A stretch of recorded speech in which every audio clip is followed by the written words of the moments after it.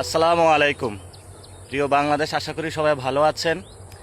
আমরা চারজন ঢাকা থেকে গিয়েছিলাম এই যে সীমান্ত বরাবর যশোরের বেনাপোলে।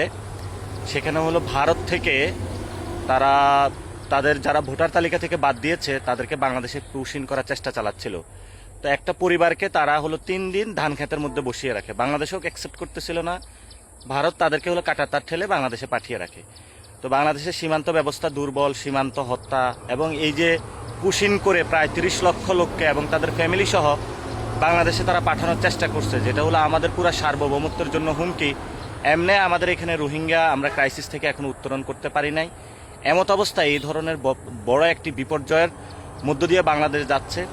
এজন্য হলো আমরা ছুটে গেলাম সেই যশোরের বেনাপোল সীমান্তে। সেখানে আমাদের জুয়েলও ছিল, খালেদ সাইফুল্লাহ জুয়েলও ছিল, আরও অনেকে ছাত্রশক্তি, যুবশক্তি, এলাকাবাসী প্রায় 1000-2 নেতাকর্মী ছিল।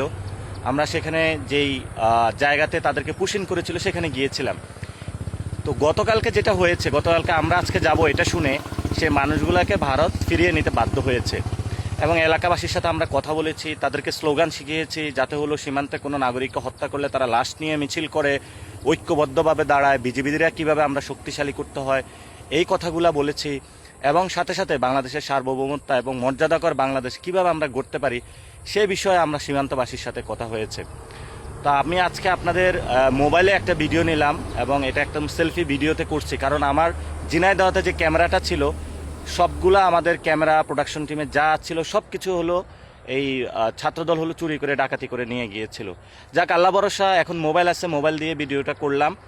তো আশা করি যে আমরা সেখানে যখন আমাদের প্রোগ্রাম শেষ করেছি, প্রোগ্রাম শেষ করে রওনা দিলাম, একটু পরে আসার পরে আমাদের গাড়িতে হলো ইট পাটকেল নিক্ষেপ করা শুরু হয়, আমাদের পুরো পিছনে সব গ্লাস ভেঙে যায়।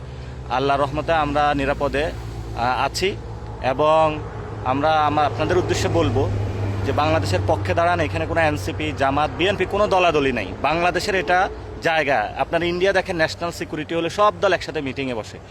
তাহলে আমাদের এত বড় একটা ন্যাশনাল ক্রাইসিসে কেন সবগুলো দল একসাথে বসতেছে না? কেন প্রধানমন্ত্রী সবাইকে ডাকতেছে না এবং কেন এই বিষয়টা রিজলভ করতেছে না? কেন ভারতকে কড়া বার্তা দিচ্ছে না? এই বিষয়গুলো আমাদের তরুণদের মনে প্রশ্ন থেকে যায়।